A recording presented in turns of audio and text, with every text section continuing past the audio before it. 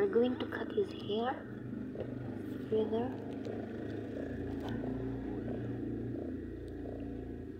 So the kittens can breastfeed.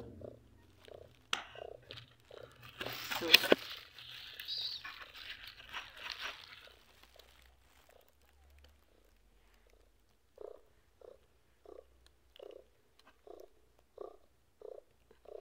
dahil yung balahibo niya guys ay mahaba.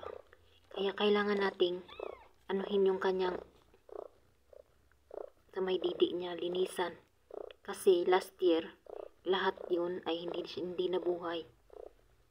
Kasi hindi nakadidi. At hindi ko alam na dapat pala ay anuhin siya.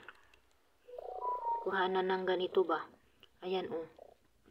Para makadidi yung kanyang mga anak. Mga kuting. Kasi makapal yung balahibo.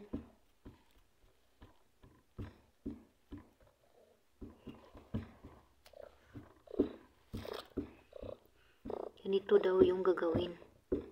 Pag mahaba yung ng nanay. Kasi hindi mahanap ng mga kuting niya. Yung kanyang nipple. So, ganyan yung gagawin natin. I-cut natin. So, yan guys. We are cutting the nipples.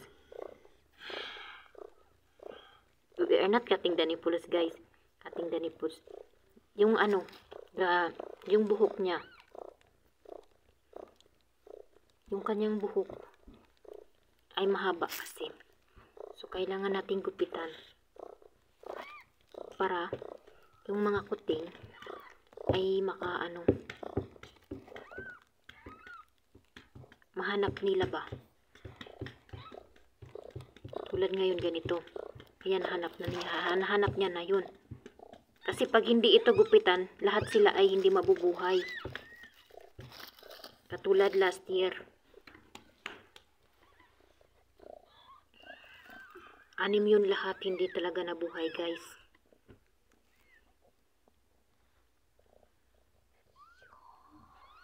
So, meron pa na natin dito. Yung niya kasi mahaba. May lahi siya na pusa.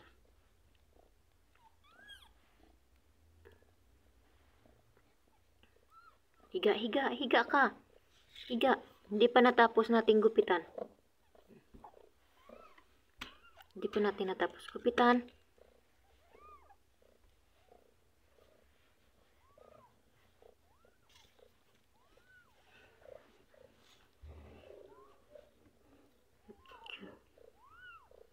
Ganyan.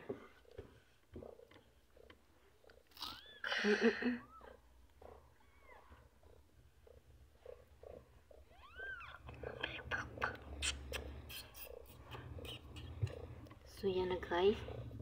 Nakita na yung kanyang nipple dito. So, her nipple is gonna seen here. So, we are cleaning. We are cleaning only the...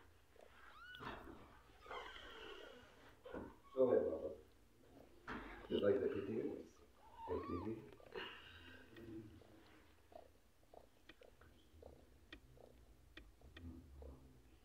The biz is here, not on her face. She is hugging them. She is a good mother. The important is to clean. But he get angry. You get angry? Here. He not clean him. He's dirty. So here, meron pa.